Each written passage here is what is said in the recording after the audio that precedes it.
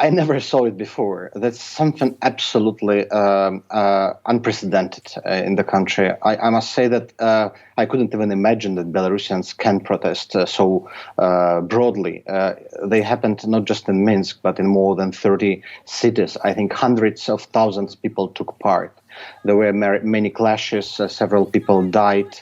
Lukashenko introduced army on this and special security forces. The Alpha group of KGB was shooting journalists yesterday. We are looking for our colleagues, reporters. There is no information since last night about them. One reporter, my colleague Natalia Lubniewska from Nasha Niva, was wounded with bullet and she's in hospital, but her condition is stable. So it's not just about protesters. They're shooting everyone who is on the streets. And it also could mean that authorities are going to introduce something like a martial law or state of emergency.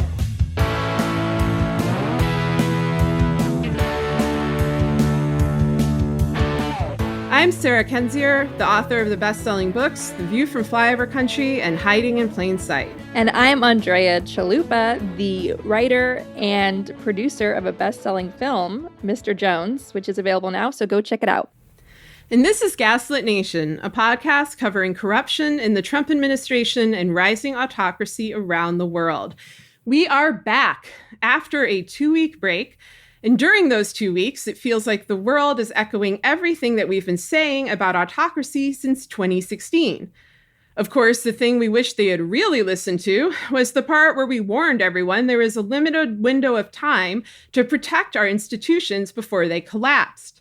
That window has now closed. Or to be more precise, our complicit and complacent officials have closed it. That window was the Overton window, and American democracy has been defenestrated. All that's left now are the people. But as we always say on Gaslit Nation, never underestimate the power of the people. So how do we fight a rapidly consolidating autocracy? We're going to discuss that today in terms of elections, in terms of protest, and in terms of retaining our own strength during this historically traumatic time. But let's start out with the attacks on the US Postal Service. There is a Postal Service purge.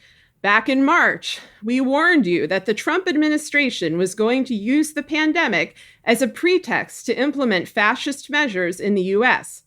What's amazing about the times we live in now is that they did not even bother with that pretext. They simply let the virus spread while doing nothing to stop it and began implementing fascist measures entirely outside the parameter of the coronavirus response. Americans are now left with the worst of both worlds, a pandemic that shows no sign of abating and a vicious autocratic government attacking our rights while we struggle to survive. The Trump crime cult has endless funds and resources to pay for military troops to attack us, but somehow that money vanishes when it's time to fund the most critical infrastructure during the time of COVID-19, the post office. To review, on June 16th, Trump appointed Louis DeJoy, a GOP mega donor, as the Postmaster General. DeJoy is the first Postmaster General with no experience in the US Postal Service in the history of this country. DeJoy arrives in the tradition of other Trump administration appointees who were installed to destroy the very departments which they were tasked to lead: Betsy DeVos and public education, Ben Carson and public housing, and so on. This is in keeping with Steve Bannon's famous claim that Trump was placed in power to, quote, deconstruct the administrative state. And it's also in keeping with the war on the post office that the GOP has been waging for decades, as they manipulated its budget to try to force it out of existence, much like they seek to do with Social Security and other public goods. This would be bad enough in a normal GOP administration, but we are living through the worst public health crisis in modern history and a rising fascist regime. On August 7th, DeJoy purged 23 senior Postal Service officials. This move came after months of some regions facing a severe slowdown or even shutdown in mail, There are areas of Philadelphia and Baltimore that have allegedly not gotten mail for weeks. This impacts many of the most vulnerable Americans who get medication, food, and other necessities through the mail, as well as small businesses and anyone attempting to pay their bills. The attacks on the Postal Service affect everybody but the ultra-rich. The attack on the US Postal Service in 2020 also impacts voting. Now, we've been talking for a very long time, basically from the moment that Trump was inaugurated, about 2020 likely being rigged. And as we said before, there are four main threats here. There is domestic voter suppression as a result of the partial repeal of the VRA in 2013. We saw that play out already in 2016 with disenfranchised voters, primarily voters who aren't white, in states over the entire country, but especially the upper Midwest. We have foreign interference, which the show has described in great detail, primarily from Russia, but with the help of other nations. We have hackable machines, which they are finally admitting were tampered with in terms of not just accessing databases, but probably changing vote tallies in 2016. This is a claim we have long made in our pursuit for an audit, and they have long said this is impossible. It was not impossible. And we have the threat of Trump simply refusing to concede, even if he has obviously lost the election. That threat was always there. It is only now, about less than 100 days before the election, that people are acknowledging it as severe. And so on top of this, we have the coronavirus pandemic, which has led to a broad recommendation that we vote by mail for the sake of public safety. In March, when voting by mail was proposed, the GOP responded immediately by threatening to defund the Postal Service, and they are now making good on that threat. Let's note that the US Postal Service is one of the most popular institutions in the US. It has a 91% approval rating. Trump and his cohort are not trying to win an election. They are trying to steal the election. So, Andrea, what are your thoughts? Well, I think we're all in suspense of whether or not we're going to have a free and fair election in this country in November. And as we've been saying on this show for a while now, we're not waiting for authoritarianism to get here. It's already here. This is what it looks like. And we still do have a window of opportunity to resist it, to fight it. And as our recent guest on this show, the great historian Timothy Snyder, an expert in the 1930s, the rise of Hitler, the rise of Stalin, and their mass murder and how they influenced each other. Tim Snyder came on our show, and one of the things that he pointed out was that all of our actions that we've been taking, from the marches, from supporting all these waves of candidates for office, bringing in these new fresh voices. So all of these actions we've been taking, the phone calls, the texts, the postcards, all of this get out the vote, it works. It creates speed bumps for the authoritarians. We can slow them down this way. And so I think that's important to point out because things are as bad as they seem. And if the Trump crime family does get away with stealing another presidential election like they did in 2016, and they have 4 more years of this, the authoritarianism is going to get worse. It's going to get entrenched. You're going to see Ivanka Trump as the first woman president. She's going to just skate right in because it's game over for us on a federal level. And what you might then see is possibly emergency referendums in states like California that say, we don't want to be part of this anymore. Our federal government has fallen, and we want to be our own state because we have such a huge economy, and we're advanced and progressive ahead of the national agenda under Mitch McConnell and Ivanka and the Trump crime family. We don't want this. And you would see, I think, over time, a dismantling of the United States as we know it, which, of course, would be Putin's dream. So the stakes are extraordinarily high.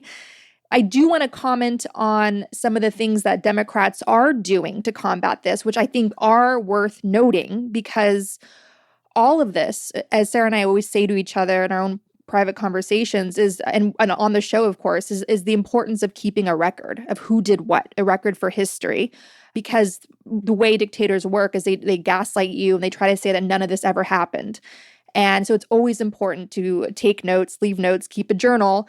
And this was the same advice they had during the rise of Hitler. They said, keep a journal. Anne Frank, of course, was not the only one keeping a journal. That was actually a movement where they were recommending to people, keep a journal of what's happening, what life is like. Like, you are a witness. You are bearing witness to history. And that alone is extremely powerful. So I think we do have to take note on what is the opposition doing. I watched last night a really interesting interview with Tom Perez, the civil rights attorney, who's the head of the DNC, with Ali Velshi on MSNBC. And he cited as a success their lawsuit to make sure this Supreme Court judge in Wisconsin, a Democrat, was able to run, and how the Democrats are building this coalition, an ecosystem, he kept calling it, to push back against what we're watching in plain sight, which is the Trump White House, like, literally trying to steal the election by destroying the USPS and all of it, which of course hurts rural America, which depends on the Postal Service. And Tom Perez pointed out last night that people also get their medicine in the mail. And so once again, Trump is putting people's lives at risk just so he could stay in power. So I think that's going to be really important to pay attention to, is that ecosystem of lawsuits and the coalition that they're building to be aggressive and fight this. And another really interesting strategy that just came out in Politico, which shows a lot of learning from 2016.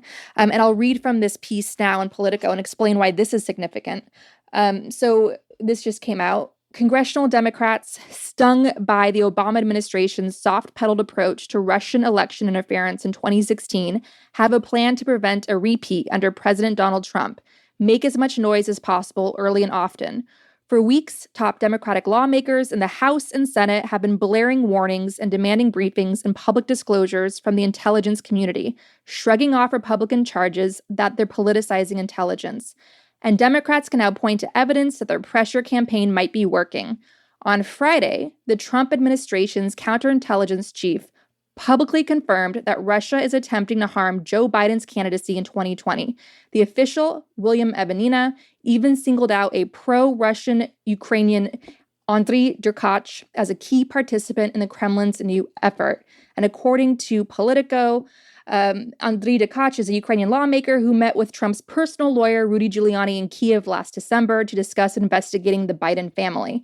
Now, that may not seem like much, but considering the impact that idiots in the media had in 2016 to help the Trump crime family steal the election, and I'm talking namely, of course, about the New York Times, which was running breathless coverage on the front page about Hillary's non-scandal email scandal, right? And then, of course, downplaying in a shocking way Trump's very real ties to the Kremlin. So all of this matters because you have idiots in the media. You have these psychopathically ambitious people in the media like Ken Vogel, who last spring came out with this quote-unquote bombshell of a story trying to say that Biden was interfering in Ukraine's politics by pressuring Ukraine to fire their prosecutor general, and his son had some connection there to Burisma.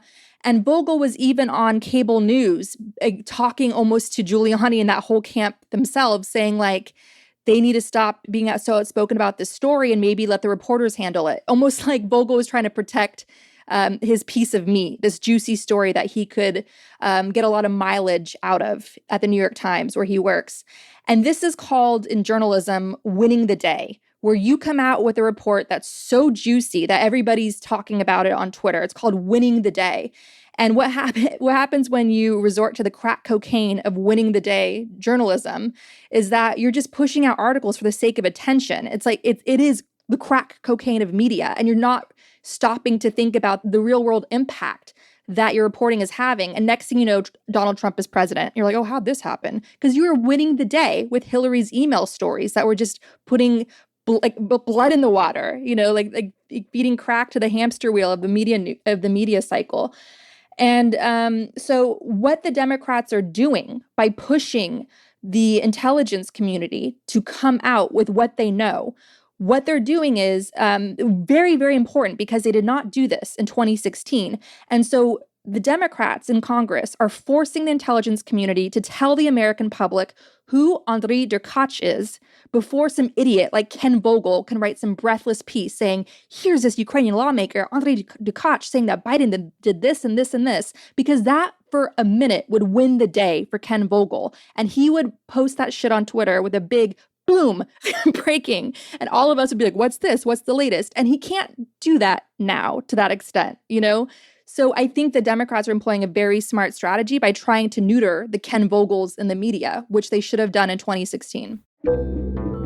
This episode of Gaslit Nation is sponsored by Best Fiends, a puzzle game you can play at home on your phone. Best Fiends challenges your brain with fun puzzle levels, but it's a casual game so it doesn't stress you out, which is a good thing right now. With Best Fiends, you can collect cute characters, solve puzzles, and compete against your friends and family.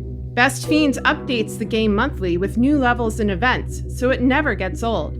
My kids love it, and they've already passed level 80. Parents, this is a great way to relax as a family while sheltering in place. Best Fiends is fun for users of any age to play. Engage your brain with fun puzzles and collect tons of cute characters. Trust me, with over 100 million downloads, this 5-star rated mobile puzzle game is a must-play. Download Best Fiends free on the Apple App Store or Google Play. That's friends without the R. Best Fiends.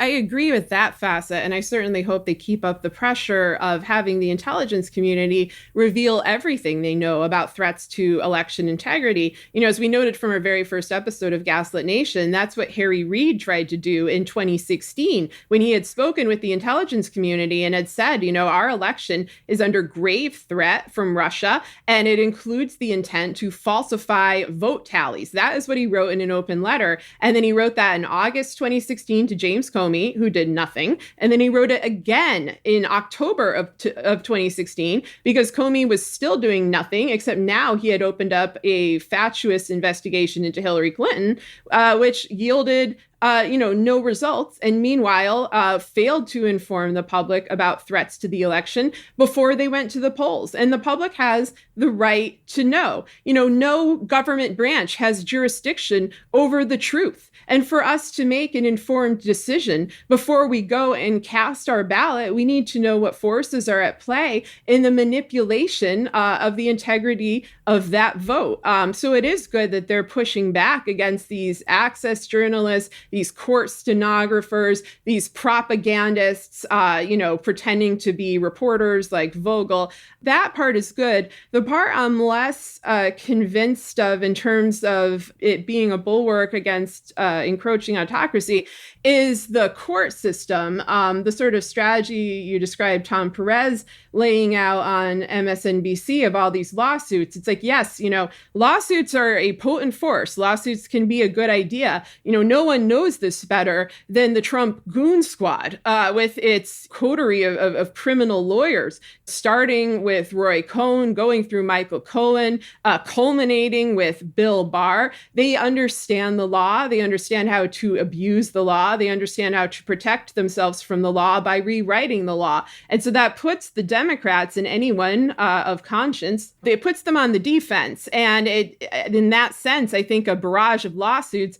is a good strategy, but they have not employed that strategy over the last few years. We've seen a reversal since the Democratic House came in. They started out with a list of 81 people and organizations, including major players, people like Jared Kushner or the Trump Organization, that they wanted to have hearings for. They had the Michael Cohen hearing. The next hearing scheduled was supposed to be Felix Sater. That was canceled, and then it stopped. And then people stopped honoring subpoenas, and they stopped showing up, and they stopped having investigations as a result of that.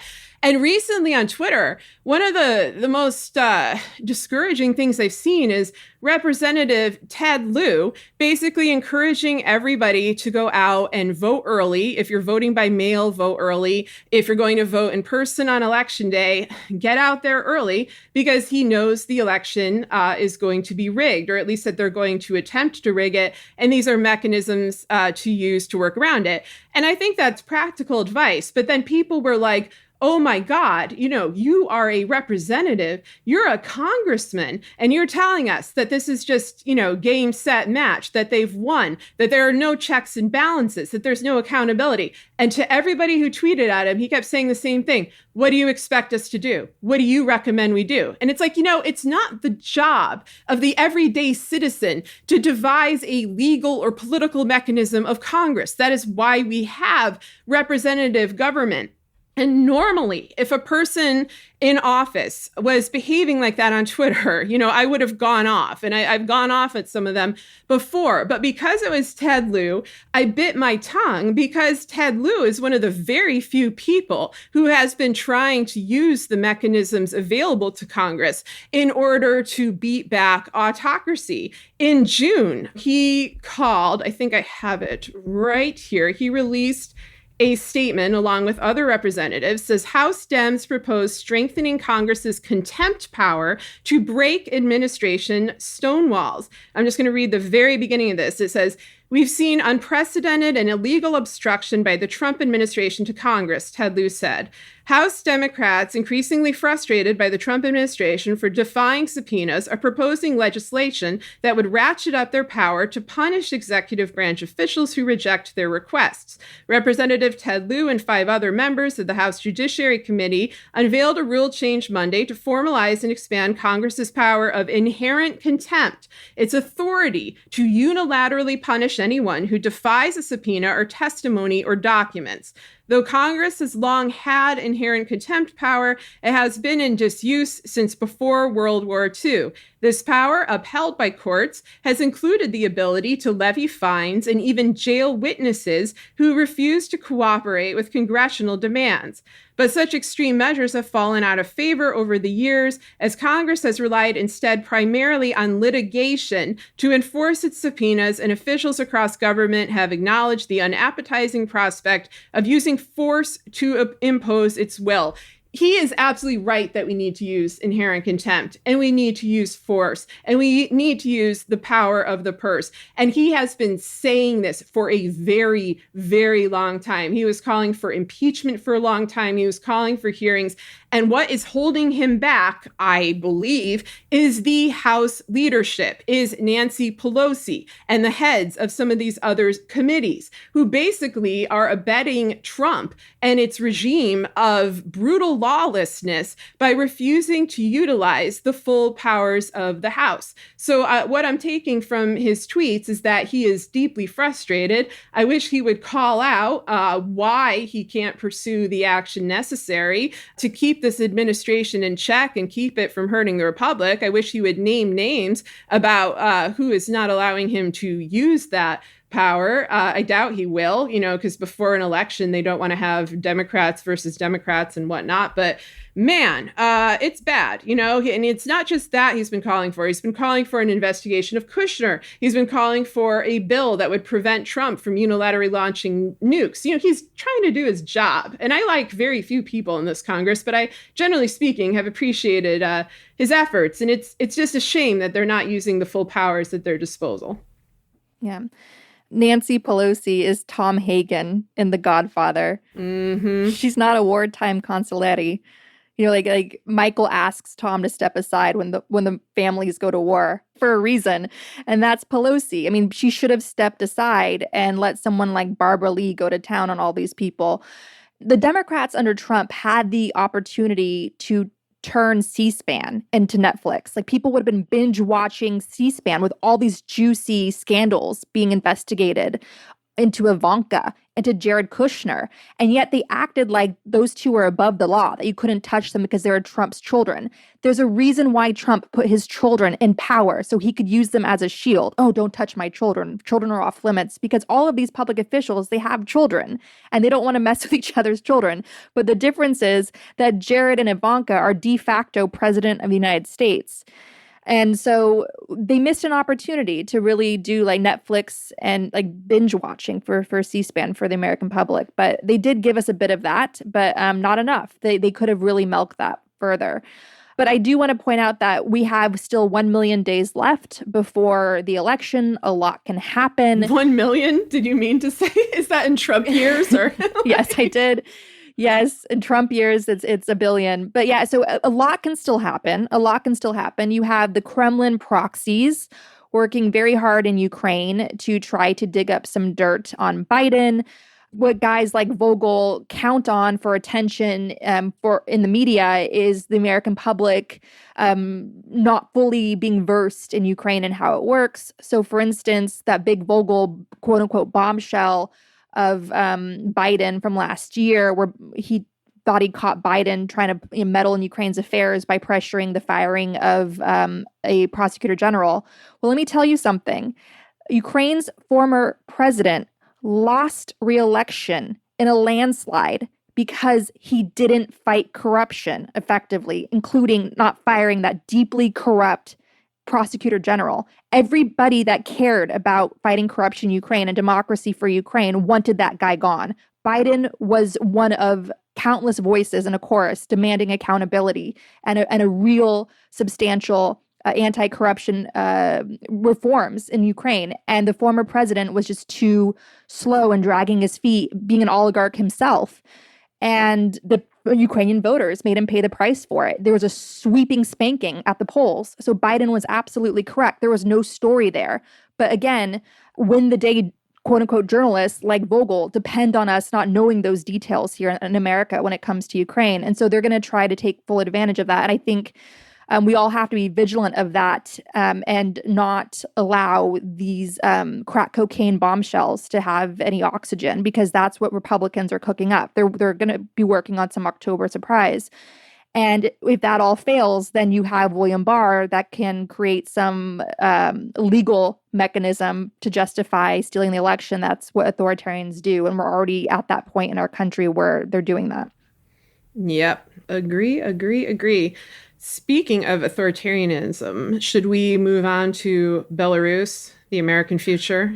Yeah, where Tom Cotton's fantasy of sending in the troops against peaceful protesters is playing out in real time. Yeah, exactly. You know that it's bad when when Americans look at the images of Belarus and are like, oh, it looks like Portland, Oregon. Like, that's the point that we've come to.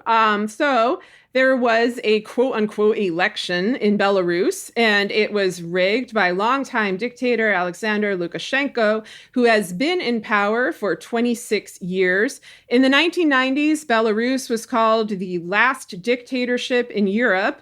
But times have changed, and they have changed for the worse. In 2020, autocratic regimes like Russia and Azerbaijan have consolidated, while new European dictatorships like Hungary and Turkey have arisen.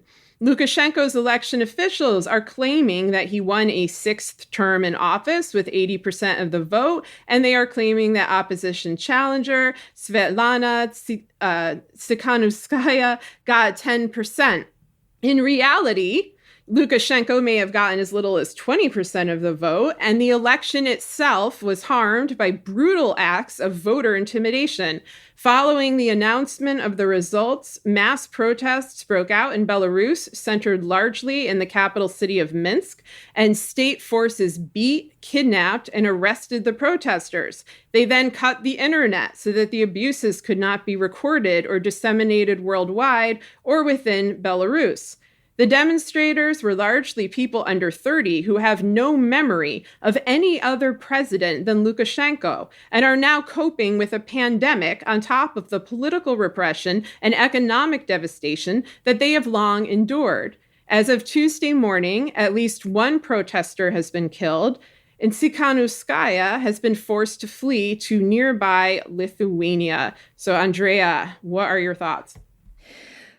Well, this is different. From what I've been reading, and I've been following Belarus for some time, I think this is a turning point for the country. I don't think we've seen the end of this yet. They're employing a Hong Kong strategy. And of course, the movement of Hong Kong is still going despite crackdowns by authorities and even a pandemic.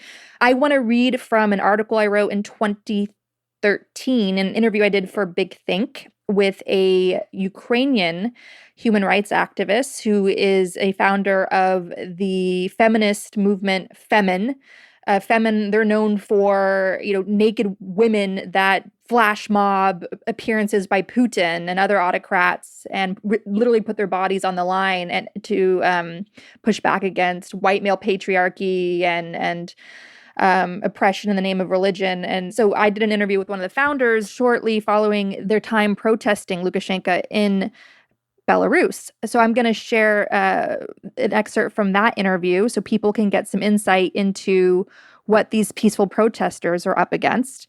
This story is very disturbing, and I should note that Belarus's own security arm is still called the KGB.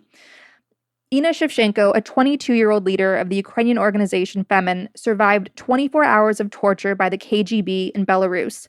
On December 19, 2011, KGB agents kidnapped Shevchenko and 2 other Femen members in Minsk for protesting the country's president, Alexander Lukashenko, known as Europe's last dictator. The 6 agents drove the women blindfolded into a snow-covered forest, stripped them naked, doused them in oil, and threatened to burn them alive if they didn't complete humiliating drills. The agents chopped off the women's hair with knives, threatened rape, and videotaped them, presumably for Lukashenko. One agent allegedly said for the camera, "Look at those bitches that were traveling all over the world, protesting. Look at them now." Lukashenko did not have the women killed, likely to avoid the media backlash Putin experienced over Pussy Riot, who were imprisoned. Shevchenko and 2 compatriots, Oksana Sachko and Alexandra Nemchinova, were abandoned in the forest, naked and soaking wet, without money or identification. They ran for hours and eventually came across a small village of loggers, all men. One had a cell phone that Shevchenko used to call Femen founder Anna Hutzul in Ukraine for help. Shevchenko credits Femen's fame for keeping them alive. So that's what Belarus is like. It's repression. It's disgusting, and people are still protesting.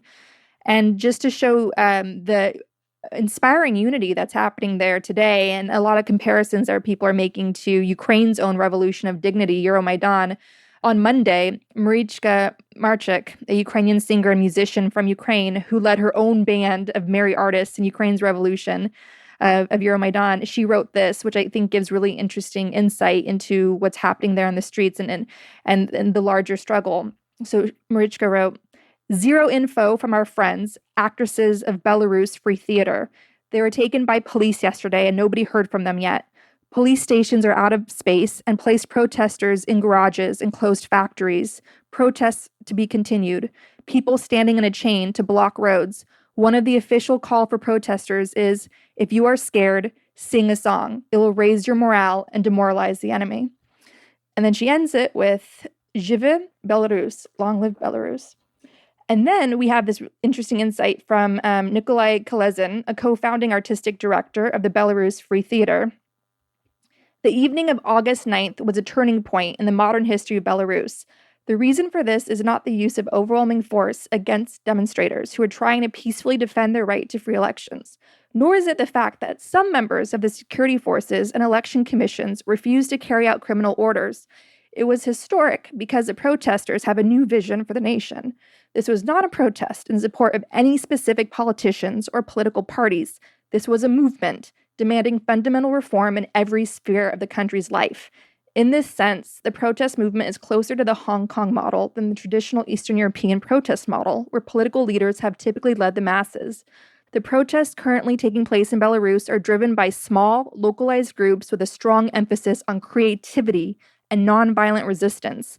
The authorities have great difficulty dealing with this approach, as their past experience has focused on detaining political leaders. This has led to the current situation with mass arrests, but no sign of an end to the protests. It is also worth dwelling on who is protesting. Many are young Belarusians, and a significant percentage are IT professionals or entrepreneurs, leading to smart and innovative approaches to protesting and dynamic responses to a rapidly changing situation. The lack of clear leadership makes it very difficult to predict the outcome of the current confrontation, but it's already obvious that the situation in Belarus will never return to the status quo of 2 or 3 months ago.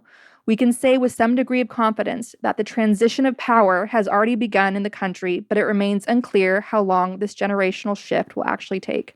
So that's a lesson for all of us here at home. This is why we have this Gaslit Nation action guide, that's leadership taken from activists on the ground, not only in our country, but countries around the world who are risking their life and freedom. This is how it's done. And that's why we say also in the Gaslit Nation action guide, art matters, make art, be creative, be creative. Ukraine's revolution was an art festival. You have people out there, artists especially, who are out there on the front lines. In Portland, the Wall of Moms was very creative, and that was a growing movement. So all of this, Hong Kong, Belarus, the protests growing against Putin in Russia, all of us are united against a shared enemy. And our enemies are all united in their shared corruption. And so we just have to keep fighting and know that come November, we have to do what it takes to get them out. Yeah, absolutely. I mean, I keep thinking about this because every day, we're seeing these unprecedented mass uprisings, as you mentioned, Hong Kong, Belarus, but also Russia, Israel, Lebanon before the terrible explosion in Beirut.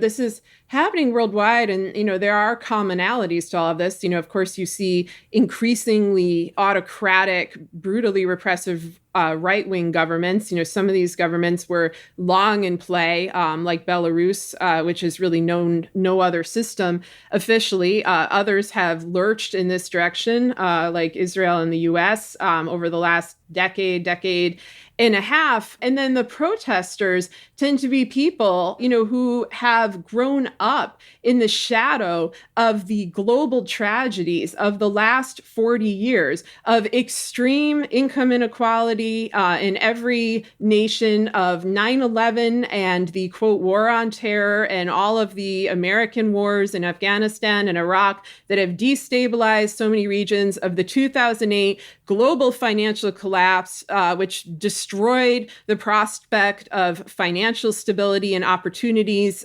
for most young people, and took the savings away from older people, from opportunity hoarding by elites of all of these countries, in which jobs are reserved for the nepotistic offspring of the wealthiest citizens. Education is bought, credentials are purchased. It is very hard, I think, to succeed on merit. And then there are also incursions on sovereignty. You see this with Hong Kong trying to take back its own culture from China. You see this, of course, with the Uyghurs in China, who are now suffering in internment camps as all of their cultural history is destroyed. And, it's amazing to me to look at Belarus and to look at the United States, because Belarus has long been kind of the most loyal continual satellite state of the former Soviet republics. Like most of the former Soviet republics very enthusiastically departed the Russian sphere of influence. You see this most in the Baltics, with Estonia, with Lithuania, or in Central Asia. They created their own forms of nationalism. They got rid of Russian language. They, nationalized the alphabet, kind of in the tradition of the 1920s and 30s, the Korenizatsiya period. These are still dictatorships, but they were now nationalist dictatorships instead of Soviet dictatorships. I'm thinking here of places like Uzbekistan, Tajikistan. But then you had Belarus, which seemed pretty content to be in Russia's orbit, or at least Lukashenko and those surrounding him seemed content to be.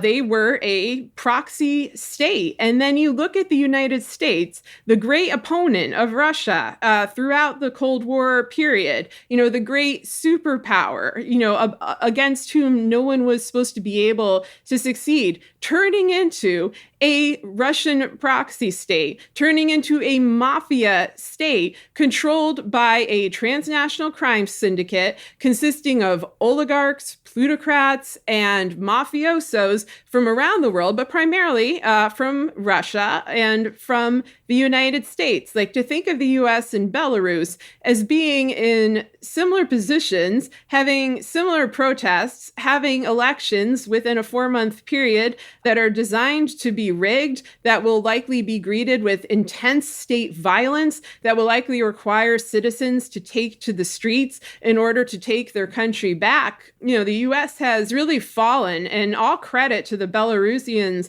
who are rising up because it's very scary. The United States has this long history of romanticizing dissent when it happens in foreign countries, and of looking at things like the Velvet Revolution in 1989 as the model of how revolutions happen. Like it's just this sort of beautiful flowering of poetry, and then the dictator sees the power of the people and they step down, and a great leader comes in, and it's all good. When this happens in the United States, when it's Black people rising up, then suddenly it's dangerous and threatening. But it is Americans are learning the hard way exactly how scary protest is. And I think Americans who aren't white already knew this lesson very, very well. But white Americans, the folks that we now see protesting in Portland, with their leaf blowers, with the wall of moms, they are seeing now that the government sees them as disposable and will attack them with violence. And I think some of that recognition, some of the willingness to come out and protest is because they see their own disposability in the eyes of this crime cult. They see it through coronavirus and the refusal of the Trump administration to pass basic public health initiatives to keep hundreds of thousands of people from potentially dying. We already have 160,000 people dead and so many more suffering or dealing with long-term complications of illness, all of which was preventable, and they chose death. This is an administration that will choose death. They will not choose you. They will choose death. And I think that has been driven home in the most horrific way possible. So it's an interesting time, clearly, for Belarus. And one of the most important things that the West could do, the EU, Canada, the United States, there's whoever's left at home in the White House, whichever adults are left in the room, they have to go strong against Lukashenko. They absolutely have to pass sanctions against him. They have to be united. They have to have strong statements. During Ukraine's revolution, the Ukrainian protesters were saying, enough with the statements, pass sanctions, help us in more substantial ways. But this is the time to really push back against him. And the reason why many in the West are reluctant to do this is because they fear that by doing this, they'll push Belarus closer against Russia. And the benefit that we have now is that Lukashenko wants to maintain his autonomy from Russia. Putin is trying to absorb his country. Russia, doing what it does best, trolled Belarus on his stolen election, congratulating him and saying that they look forward to working together as like a united nation, essentially. That was like what the statement was. It was very trolly. And one of the ways Putin tried to rig things for himself so he could stay in power and die in power like a typical dictator was form a new nation that included Russia and Belarus. They would become one nation. And Lukashenko was like, no, thank you. I would like to remain a dictator of my own little pond over here. So we can push back against the dictator of Belarus, and the West should do it with strength and conviction and use all of the peaceful levers of power that they have, including sanctions against him and his family and his riot police. The heads of these riot police, they have to shut them down because he's not going to go running to Putin, because as soon as he goes running to Putin, he's lost his country. And if Putin is all he has left as a lifeline, what do you think is going to happen? Russia's going to absorb Belarus. They're going to become that one nation because under Putinism, it's hyper-imperialistic. And as soon as they're done doing that, they no longer need Lukashenko. So he could, die from a heart attack, die in his sleep. And he's old enough where they could arrange that. And they'll put in their own little proxy to be the governor of Belarus and over time just become another part of Russia. So now is the time to strike definitively against Lukashenko and use all of your peaceful levers at your disposal, including sanctions against him and his family. Yeah, I agree. Although I just look at what's happening now and at these institutions, which were supposed to support these sorts of protests, or at least support the integrity of democracy in different countries, stand for it. The UN, the EU, NATO, they have been so dramatically weakened in the last 4 years, primarily because of what's happened in the US with the Trump administration aligning itself with dictators around the world, and in the UK with Brexit and their alignment of those leaders with dictators. And it feels like these kind of institutional barriers have diminished when we have the, so-called paragons of Western democracy actually part of an axis of autocrats. And so I don't even know what to do there. I always look at the Republicans and what they're doing now, where they're passing autocratic initiatives flagrantly in the United States. They're trying to keep people from voting. They're labeling Antifa as a terrorist group and then broadly proclaiming that anybody protesting or just, stating their opposition to fascism is therefore a terrorist. So now it's like becoming illegal to be against fascism in America. There are all these things going on. But then when it comes to China, they're suddenly very much like, oh yeah, we need democracy. We support the Hong Kong protesters. And so, my own senator, Josh Hawley, is one of the main people doing this. And I kind of look at this and I'm like, I don't believe the sincerity of it for a minute, because I'm like, if you recognize this on a fundamental moral level as wrong, what the Chinese are doing to these different groups, to the Uyghurs, to the citizens of Hong Kong, why can you not see it in the United States? And furthermore, why are you emulating these kind of autocratic, repressive measures? And it's because they are hypocrites, they are opportunists. This is mostly about money, and they don't care. But that's what makes me, skeptical that the normal process of sanctioning a nation will be carried out by this Congress. Because we've already seen it with Russia, where they will pass a sanction that's supposed to punish people that, stole the 2016 election, and they just don't enforce them. And you get people like Oleg Deripaska building aluminum plants in Kentucky with Mitch McConnell. You get them just, saying, yeah, sanction, whatever, like we're going to keep going. It's the whole order of it, the whole mechanism of bulwarks against this kind of corruption seems to have crumbled. Yeah. If the Trump crime family and their enablers really posed a genuine threat to China, the Chinese regime would not be granting trademarks to Ivanka. Trump asked China to investigate Biden, so all of that is just a ruse to juice up their ratings and throw raw meat at their base, but they're all in bed together. So, all right. So next in the authoritarian weather report, what do we have? We have Corona. I feel like this is one of these things, like we were gone for a 2-week period, a little pause in the show for various reasons. And during that time, we have seen the virus spread, and it's also becoming this crisis point because people are trying to debate, what do we do about the opening of schools? And, I'll just say, I'm in this position wondering what the hell is going to go on with my children's school, which starts in 2 weeks. They are public school students here, and it looks like they're going virtual. And, we've had to look at all these programs. And I'm just sort of trying to process this as a parent. Parents everywhere are trying to figure this out. There are all these concerns about, things like lunches for free lunch kids. We're in a Title I district. It is such a mess. And it is so incredibly dangerous because the Trump administration kept falsely claiming that children can't get this. Last I read, there were tens of thousands of children who've contracted the virus in the last week or so since schools have reopened. Children generally don't get severely ill from it, but they do pass it on to older relatives that are vulnerable. So this just seems like a disaster. And then on top of this, we have mass evictions. We have the worst economy since the Great Depression. We have the collapse of small businesses, the collapse of art and entertainment and sports. And another thing that I feel like needs to be paid much more attention to in the road up to November is that the borders of the US are now sealed for basically the first time in history. we cannot get out.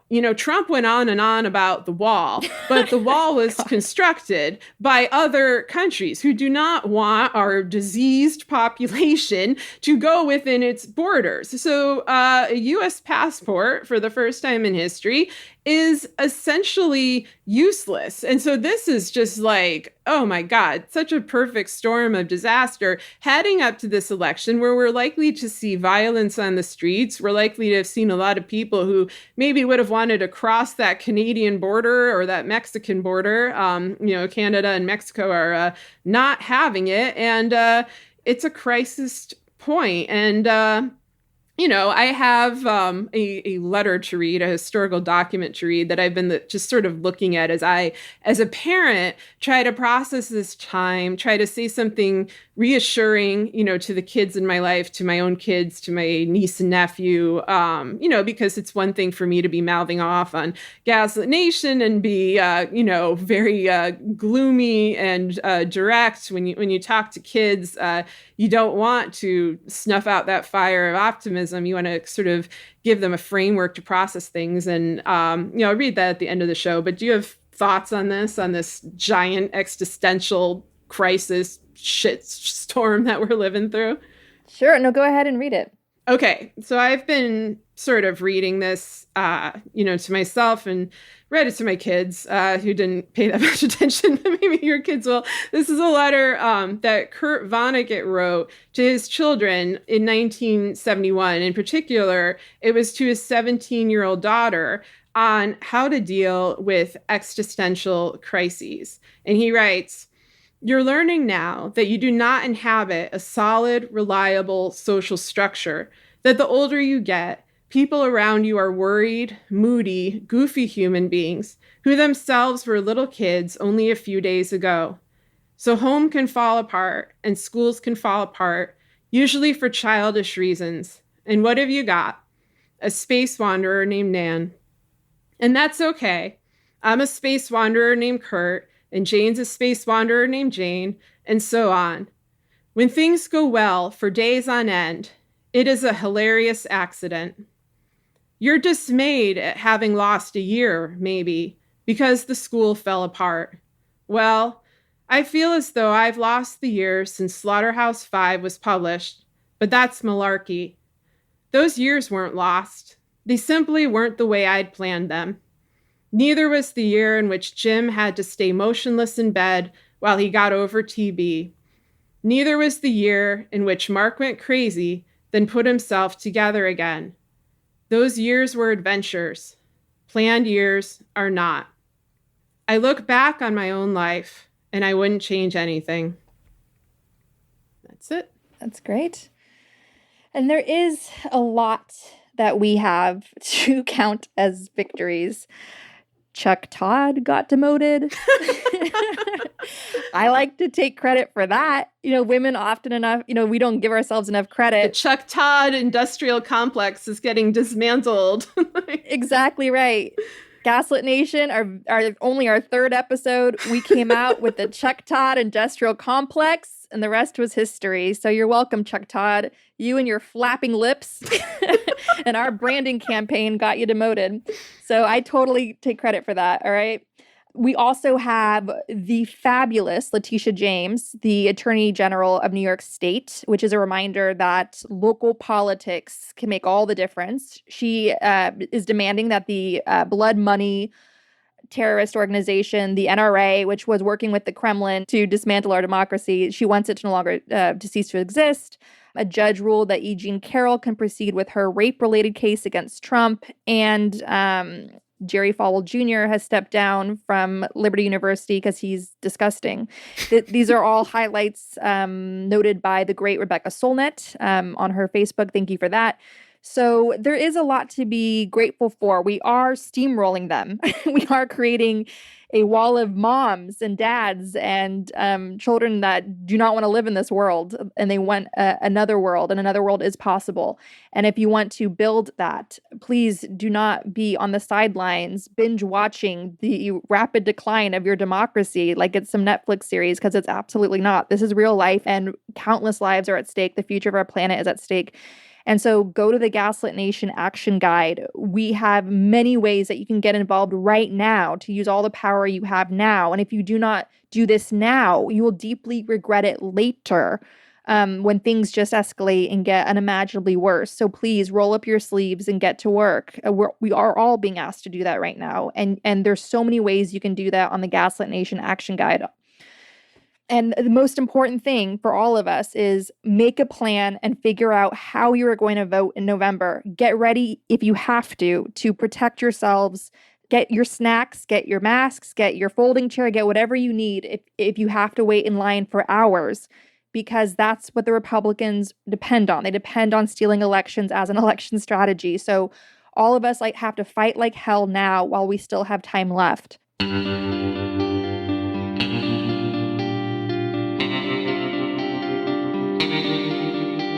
Our discussion continues, and you can get access to that by signing up on our Patreon at the Truth Teller level or higher. We want to encourage you to donate to your local food bank, which is experiencing a spike in demand.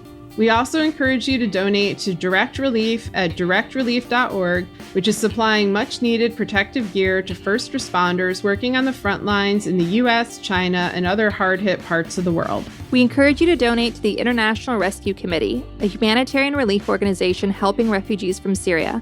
Donate at rescue.org. And if you want to help critically endangered orangutans already under pressure from the palm oil industry, donate to the Orangutan Project at theorangutanproject.org. Gaslit Nation is produced by Sarah Kenzier and Andrea Chalupa. If you like what we do, leave us a review on iTunes. It helps us reach more listeners. And check out our Patreon. It keeps us going. Our production managers are Nicholas Torres and Carlin Daigle. Our episodes are edited by Nicholas Torres, and our Patreon exclusive content is edited by Carlin Daigle. Original music in Gaslit Nation is produced by David Whitehead, Martin Vissenberg, Nick Farr, Damian Arriaga, and Carlin Daigle. Our logo design was donated to us by Hamish Smith of the New York-based firm Order. Thank you so much, Hamish. Gaslit Nation would like to thank our supporters at the producer level on Patreon: Jeremy Thompson, Thomas Scheibe, Kelsey Malsom, Julie Matthews, David A. Walker, Mark, Barbara Kittredge, Rip and Row, Matthew Womack, Loretta Carroll Strong, Sean Berg, Daniel Passaretti, Kristen Custer, perhaps, Kai Gillis, Toby, Jeff Thompson, Sharon Hattrick, Keith Gottschalk, William Barry Reeves, Janet Robinson, John Atrisk, Richard Smith, Emmy, Kevin Gannon, Sandra Colnins, Michael Steineff, Lindsay Eggleston, Pamela Newport, Oliver Ash, Ren, Kat Cooper, Katie Musuris, John Laughlin, Elizabeth Dove, Charles Othier, Evan Rosemore, Ray Alba, Leo Chalupa, Lisa LaFlame, Katie McHugh, Rich Craw, Carol Golstad, Michael Woldridge, Greg Kreimer, Fontaine Carpenter, Jason Benke, Marcus J. Trent, Ann Marshall, Joel Newman, Victoria Nordgren, Solomon Hikes, George Hughes, Christine Morgan, D.L. Singfield, Matt Perez, Nicole Spear, Kelly Ranson, Brian Tajudin, Gustav Halsby, Christy Vitale, Adam Levine, Maureen Murphy, Michelle Dash, Jens or Jens? Jens I think it's Jens. Eilstrup Rasmussen. I'm going for it. Zachary Lemon, Dorothy Komarick, Victoria Olson, Alabama, Jason Rita, Margaret Moe, Alan Liu, Sonia Bogdanovich, Catherine Anderson Carina, Lawrence Graham, Mike Tripico, Diana Gallagher, John Ripley, Ethan Mann, Jennifer Slavic, Rhonda White, David Porter, Kate Cotton, Lorraine W. Todd, Lynn Schneider, Kevin M. Garnett, Jared Lombardo, Kevin Humphreys, Ann Marshall, Arena Guardia, Eric Kaplan, Tanya Chalupa, the woman who gave me life and made Gaslit Nation possible.